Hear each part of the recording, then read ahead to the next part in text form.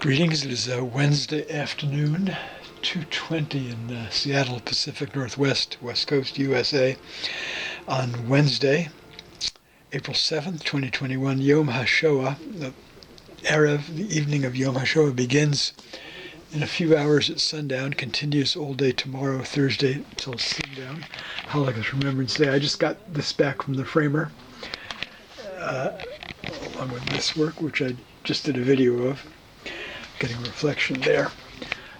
This is a drawing I did several years ago in 2018.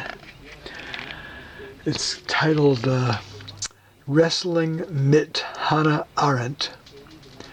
Exclamation. The Shoah, Bayer Leverkusen, aspirin, and slave labor. Hannah Arendt was a German Jewish writer, emigrated to the United States. She covered the Eichmann trial in Jerusalem. Was that 1961, 62? I was like 11, 12 years old at the time. She became famous most especially for a book she penned called Eichmann in Jerusalem. We have postage stamps. A drawing I did with ink and colored pencil of a Bayer Leverkusen aspirin container, which had belonged to the mother, now deceased, of a longtime artist friend of mine in Seattle. His mother had been on a Fulbright as an artist to Berlin when the friend was like an infant or toddler, like, I don't know, around, I forget, 1957, something like that. I've got several postage stamps, Israeli, and ink. It's mainly drawn in ink with some colored pencil. So mit, M-I-T, is German for with, so it's wrestling with Hannah Arendt. A lot of, I remember reading some time ago that there was a lot of criticism of Hannah Arendt's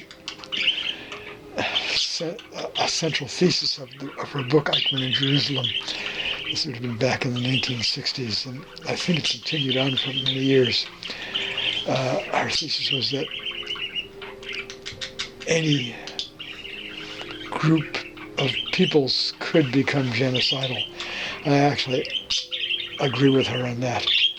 Look at what's happened in the United States with Donald Trump and his xenophobic race hate, anti-Semitism, Islamophobia, anti-Hispanic, and the attacks on the disabled and on so many different peoples, embraced by tens of millions of American Republican voters. Sometimes I feel as if it's only like a snap of the fingers away from having concentration death camps here in the United States. And I remember reading at the time of the election 2016 articles about Holocaust survivors whose opinions were similar to mine in that. I'm not a survivor. I was born after the war, but vitriolic